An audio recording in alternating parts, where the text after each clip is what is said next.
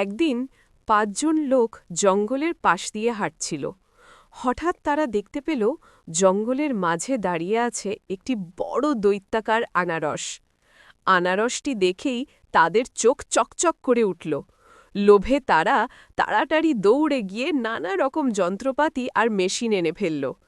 তারা মিলে বিশাল আনারসটাকে কেটে ছোট ছোট টুকরো করল। তারপর একটা বড় মেগা জুসার মেশিনে টুকরোগুলো দিয়ে দিল। গুড়গুড় শব্দ করে মেশিন চালু হতেই বেরিয়ে এলো প্রচুর মিষ্টি আনারসের রস। ৫ জন লোক গ্রামের সবাইকে ডেকে বলল, এসো এসো, দৈত্যাকার আনারসের রস চেখে দেখো। গ্রামের প্রতিটি মানুষকে তারা ১ গ্লাস করে রস দিল। গ্রামের সবাই খুব খুশি, হাসি মুখে রস খাচ্ছে।